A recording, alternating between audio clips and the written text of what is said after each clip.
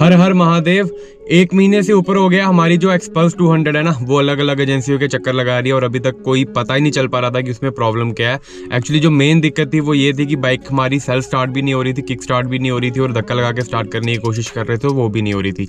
अब जाके फाइनली हमें पता चला है कि होगी हुई है और मोटा खर्चा आया गया, ठीक ठाक खर्चा आया। ये फर्स्ट टाइम हुआ है कि इतना ज़्यादा खर्चा और मेरी किसी बाइक में ऐसी कुछ प्रॉब्लम आई हो।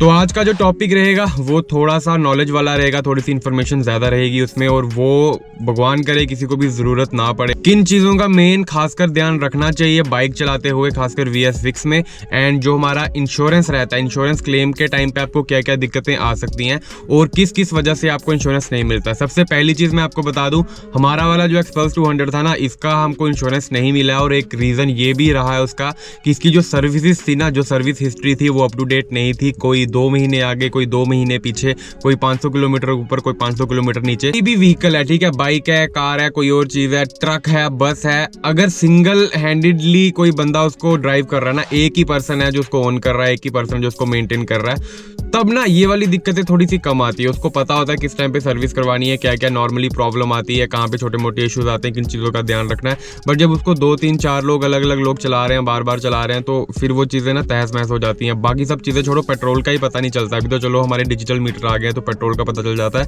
पुराने वाले टाइम पे तो पता नहीं चलता था, कोई लेके जा रहा है, कोई कुछ कर रहा है। तो यार सबसे पहली चीज़ मैं यही बोलूँगा, आपका जो भी व्हीकल है, अगर आपको देखो इंश्योरेंस क्लेम की हर कोई भी नहीं चाहता कि हमारा एक्सीडेंट हो या बाइक में या गाड़ी में कोई प्रॉब्लम आए, बट वो आ जाती है। सबसे पहली चीज जो है वो यही है कि आपकी जो सर्विस हिस्ट्री है ना, वो जैसी सर्विस बुक में दी गई है उसी हिसाब से आप उसको मेंटेन करके रखें। तो चलिए चलते हैं जम्मू में और हमारी हीरो एक्सपल्स 200 को लेके आते हैं और बाकी की जो इन्फॉर्मेशन है, बाकी की जो बातें हैं वो आपसे बाइक पे करते हैं। तो मैं आपको दिखा देता हूँ पहले इसमें सामान क्या क्या डाला हुआ है। ये देखो, ये एक्सपल्स 200 की सारी इंटरनल जितनी भी वायरिंग रहती है ना, सारी की सारी वायरिंग न्यू डली हुई है। रीज़न इसका मैं आपको जाते टाइम राइट पे बताता हूँ। उसके साथ एक ECU डला है और ये रहा इसका पेट्रोल पंप। ये VS6 में मैंने लास्ट टाइम वीडियो बनाई थी कि ये बहुत ज़्यादा ज़रूरी रहता है कि आप लोग अपने पेट्रोल में ना टैंक के अंदर हमेशा 2 से 2.5 लीटर पेट्रोल जो है वो मेंटेन करके रखें, अदरवाइज़ ये दिक्कत हो जाएगी। ये रही हमारी एक्सपल्स 200। इसने ना सारा का सारा मेरा बजट ख़राब कर दिया। जितना मैंने अगली राइड पे जितना भी बजट था ना, सारा इसमें ही चला गया हुआ है। इसी के साथ एक एक्सपल्स 200 और लगा हुआ है और ये देखो, ये बिहार नंबर है, BR नंबर, और हमारा वाला आप देख सकते हैं आंध्र प्रदेश नंबर है, AP नंबर। चलिए पहले इसकी बिलिंग करवा लेते हैं और फिर मैं आपको बताता हूँ कि कितना हमको टोटल बिल पड़ा हुआ है और हमको अंडर वारंटी मिला है या नहीं मिला है और कितनी टोटल कॉस्ट आई है। ये सब चीज़ें आपको जाते टाइम राइड के दौरान बता देंगे।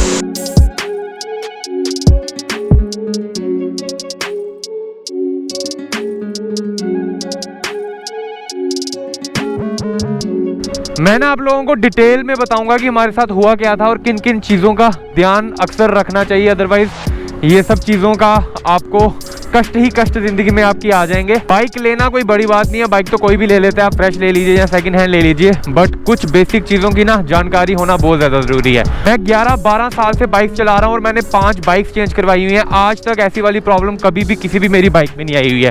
क्यों नहीं आई है और किन चीज़ों का ध्यान मैंने रखा था शुरू से, किन चीज़ों के बारे में जानकारी थी, वो सब चीज़ें मैं आपसे शेयर करूँगा। बट सबसे पहले डलवा लेते हैं हमारा पेट्रोल 300 कैश। टायर प्रेशर बिल्कुल ठीक है, पंक्चर वगैरह तो नहीं है, नहीं तो वो वाले खर्चे भी आ जाएंगे। वैसे डोमिनार हमारी का जो कॉस्ट है ना टायर्स की, वो भी जल्दी आने वाली है क्योंकि रियर वाला जो टायर है और जो फ्रंट वाला टायर है, दोनों की दजियाँ लगभग उड़ गई हुई हैं, तो वो भी चेंज करवाना पड़ेगा। उसका भी 6-7 हज़ार रुपया। बस हमारे 2 से 3 ब्लॉग्स पेंडिंग पड़े हुए हैं डोमिनार से रिलेटेड और जैसे ही वो खत्म हो जाते हैं उसके बाद हम लोग तैयारी कर रहे हैं हमारी ट्रिप की।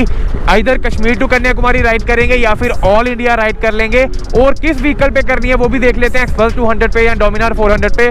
पर्सनली मुझे अगर कोई पूछे तो मैं डोमिनार पे ही करना चाहूँगा, बट एक्सपल्स जो है ना, एक्सपल्स बेसिकली हाईवेज के लिए मतलब लोग चलाते हैं, बट मुझे ऐसा चाहिए ना थोड़ा डर्ट बाइक जैसा कंसेप्ट रखता है। तो अगर मैं कभी भी कहीं हमारा लाहौल स्पीति वाली साइड पे या फिर किन्नौर वाली तरफ जा रहा हूँ, उस टाइम पे ना मैं इसको प्रेफर करूंगा। या फिर हमारा इस टाइम पे जो उमलिंगला पास हो गया हुआ है पदुम से वगैरह जाते हुए, वहां पे ये वाली बाइक ठीक है, बट पावर थोड़ी सी कम है as comparison to Dominar 400। Billing में आपको बता दूं, इसकी बिलिंग पड़ी है 16,300 रुपए और क्या क्या चीजें डली हुई हैं वो अब डिटेल में बात करते हैं। तीन चीजें डली हैं। एक हमारा पेट्रोल पंप के लिए जो ऑयल पंप रहता है वो डला है, जो टैंक के अंदर रहता है। सेकंड चीज जो इसमें आई है पूरी की पूरी बाइक की वायरिंग A to Z जितनी भी वायरिंग है ना, सारी वायरिंग डली हुई है। Third thing that was ECU। मैं आपको बता दूं इसका जो ECU है ना वो यहाँ पे मिल ही नहीं रहा था। ये पिछले 1 महीने से एजेंसियों के चक्कर काट रही थी, ठीक है। और लास्ट में आके हमने इसको कुंजवानी वाली एजेंसी में लगा के रखा हुआ था। मुझे लगा था कि सिर्फ ऑयल पंप डलेगा या फिर सिर्फ ECU डलेगा, दोनों में से कोई एक चीज डलेगी। वायरिंग वाला तो मैंने बिल्कुल भी नहीं सोचा हुआ था। सिर्फ और सिर्फ वायरिंग इसकी और उसकी जो लेबर कॉस्ट है वही हमको 5200 रुपीज की पड़ी है। क्या बात है जी।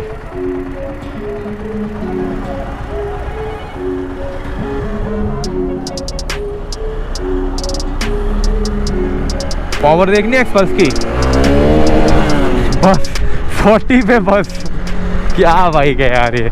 लेकिन ये चीज़ है कि जो लोग भी हिमालयन का जिनका बजट नहीं रहता है ना, उनके लिए ये वाली जो बाइक है वो वैल्यू फॉर मनी है। बट हमारे लिए तो ये वैल्यू फॉर मनी दूर की बात है। जितना हमारा बजट था सारा खराब कर दिए गए। 7000 रुपीज़ इंक्लूडिंग लेबर चार्जेस हमको पड़े हैं इसके, जो हमारा पेट्रोल के लिए फिल्टर ऑयल पंप रहता है पेट्रोल का उसके लिए, and rest of the money जो थे वो हमको पड़ा है इसका ECU के लिए।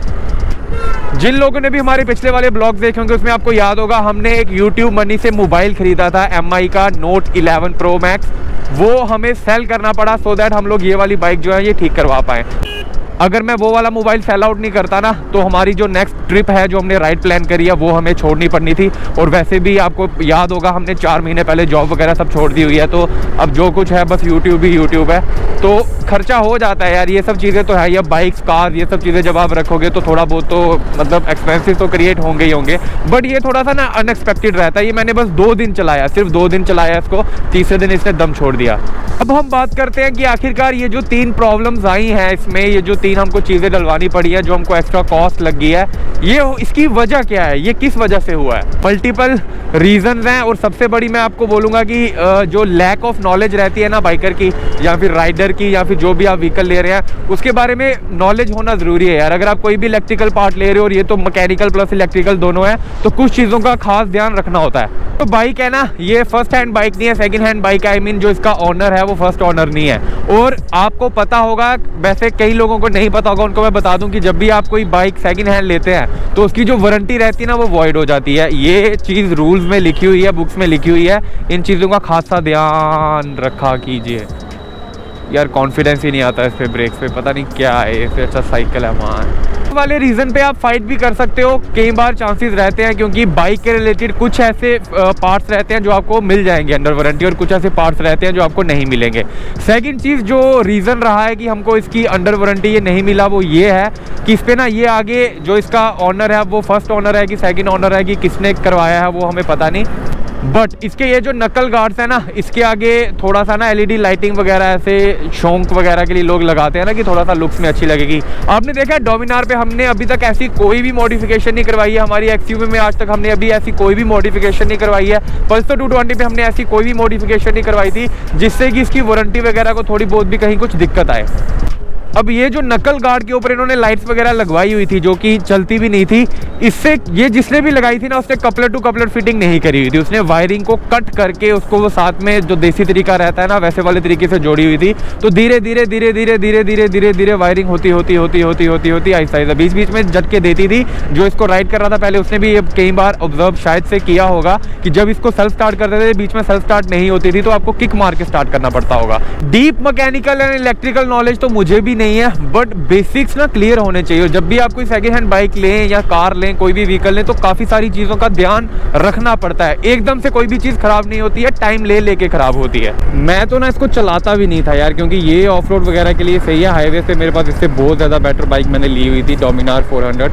बट 2 महीने हो गए थे इसको खड़े खड़े घर पे। तो मैं एक दिन ऐसे ही घर पे गया, हमारे पिताजी ने थोड़ा सा हमको इंसिस्ट किया कि इसको भी थोड़ा सा राइड वाइड करो, थोड़ा लेके जाओ, नहीं तो बैटरी वगैरह और बाइक ऐसे ही जाम वगैरह हो जाती है। और मुझे लग रहा है वही मेरी ज़िंदगी की सबसे बड़ी भूल थी जो मैंने इसको पकड़ा। नहीं तो यार आज से नहीं है, जो लोग जानते हैं मैं आज से बाइक नहीं चला रहा हूँ, ठीक है। और ये पहली बाइक नहीं है या डोमिनार पहली बाइक नहीं, इससे पहले भी कभी भी आज तक ऐसा कोई भी इशू नहीं आया है। और जो मैंने बाइक ड्रीवन करी है ना, मैंने 4 से 5 बाइक सेल करी है, ठीक है, चला के। हर बाइक को मोर देन 80,000 1,10,000 किलोमीटर, कोई 70,000 किलोमीटर ऐसे चला के। डोमिनार हमारी अभी 12,000 किलोमीटर होने वाली है। हर एक बाइक को इतना ही चलाया। और ये देखो 2 दिन चलाया, सिर्फ 2 दिन। वेस्पा से स्टार्ट किया था हमने वेस्पा से ग्लैमर से पल्सर 180 से Pulsar 220, then again Pulsar 220, then again Pulsar 220, then XUV 300, उसके बाद हमारा डोमिनार 400। दिक्कत सिर्फ इसी में क्यों आई है फिर? जिस बंदे ने ये बाइक घर पे पार्क करी थी ना और 2 महीने तक पार्क थी, उसका ऐसा कहना है कि इसमें 4 से 5 लीटर पेट्रोल था। But as far as I remember जब मैंने इसको स्टार्ट किया था तो इसका ये वाला जो आइकन था ये ब्लिंक कर रहा था। अभी देखो इसमें 300 का पेट्रोल डलवाया तो इस टाइम पे भी 3 सेल आ रहे हैं, 500 में कम से कम 2 तो आने चाहिए थे, बट वो ब्लिंक कर रहा था। और वो भी एक रीज़न हो सकता है। देखो पेट्रोल पंप तो ऐसे नहीं उड़ता यार, इतना तो मतलब पता है ना, ये तो बेसिक हो गया VS6 के जितने भी इंजन में।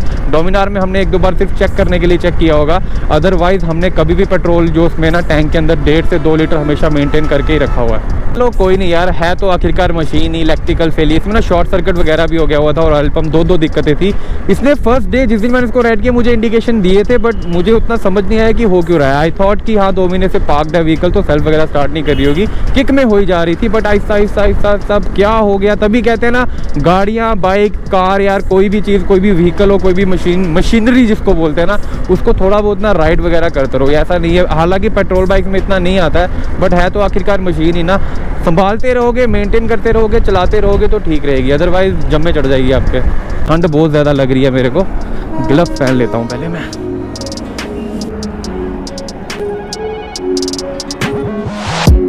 कभी कभी मुझे इतना ज़्यादा अफसोस होता है ना कि मैं क्यों किसी पे डिपेंड हो गया यार। किसी पे डिपेंड एज इन मैंने कुछ लोगों से कुछ चीज़ें मांगी थी 1 साल के लिए, कि 1 साल के लिए ये सब चीज़ों का ध्यान रखना, और उन पे भरोसा करके ना मैंने काफ़ी चीज़ें लाइफ में रिस्क कर दी, लाइक जॉब छोड़ दी, हर एक चीज़ मैनेज करी, 1 साल तक का प्लान वगैरह किया। काफ़ी मुझे बहुत ज़्यादा, मैं कई बार अकेले बैठ के ना ऐसे माथा पीटता हूँ अपना कि मैंने किसी और पे, खुद के अलावा किसी और पे भरोसा क्यों किया। बिकॉज आज तक ना मैं अगर खुद अकेला हूँ ना, अकेले खुद के दम पे कोई चीज़ कर रहा हूँ या फिर किसी भी चीज़ में अगर दूसरा बंदा इन्वॉल्व नहीं है, वो चीज़ आज तक मुझे कभी भी धोखा नहीं देके गई है। और आज देखो जुलाई से लेके अभी तक जनवरी भी आ गया, 2023 आ गया हुआ है, और एंड स्टिल आई एम वहीं का वहीं हूँ मैं, ना आगे का ना पीछे का, जॉब भी नहीं, कुछ भी नहीं। थोड़ा बहुत दिमाग लगाना चाहिए बंदे को यार कि कौन कर रहा है, कैसे कर रहा है। पर चलो आई गेस एक ना एक दिन तो समझ आ ही जाएगी, देखते हैं। बाकी बाइक के रिलेटेड मैं बोलूँगा यार, कभी भी आप लोग कोई भी अगर फ्रेश बाइक ले रहा है या सेकंड हैंड खासकर, तो प्री इंस्पेक्शन ज़रूर करो यार। कुछ बेसिक चीज़ों की जानकारी होनी चाहिए। ये नहीं है कि बाइक में बस पेट्रोल डलवाना है, सर्विस करवानी है और बाइक को रेस दे के चलते रहना है। बहुत सारी चीज़ें होती हैं, बहुत सारी चीज़ें। ठीक है guys, this is it. Mood अपना बहुत ज़्यादा ख़राब चल रहा है इन दिनों। देखते हैं, हमारा डॉग वाला प्लान ऑलमोस्ट आ गया हुआ है। हम लोग जल्दी स्टार्ट कर रहे हैं, 1-2 दिन के अंदर।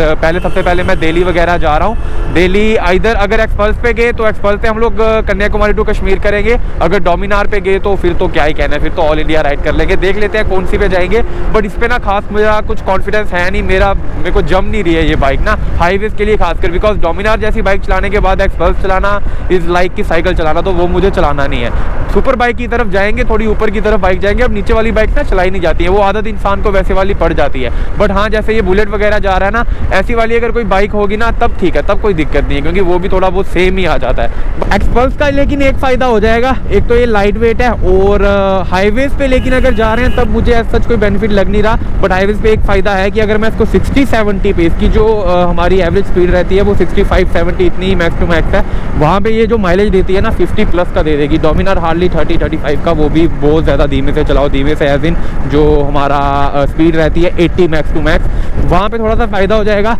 बट अपने को थोड़ा पावर चाहिए, कंट्रोल इसका कम है एज़ कंपैरिजन टू डोमिनार 480 पे 90 पे इसको क्रूज़ करना। तो ये वाइब्रेशन, ये देखो, ये मेरी जो थाइज है ना, ये मैंने कनेक्ट करी हुई है, तो 80 पे जब ये जाती है तो पूरी की पूरी बाइक वाइब्रेट करती है। देखते हैं किसका प्लान बन पाता है, कौन सा बन पाता है। But most probably highway ride अगर रहेगी तो हम लोग डोमिनार पे ही करेंगे। एंड अगर हम लेह लद्दाख वाली साइड या लाहौल स्पीति वाली साइड, जो मैंने आपको बाकी चीज़ें बताई, जहाँ पे थोड़ा बहुत ऑफ रोड वगैरह है, वहाँ हम लोग एक्सपल्स 200 को प्रेफर करेंगे और डोमिनार को उस टाइम पे रेस्ट करेंगे। ठीक है गाइस, मिलते हैं आप लोगों से नेक्स्ट ब्लॉग में। टेक केयर, हर हर महादेव।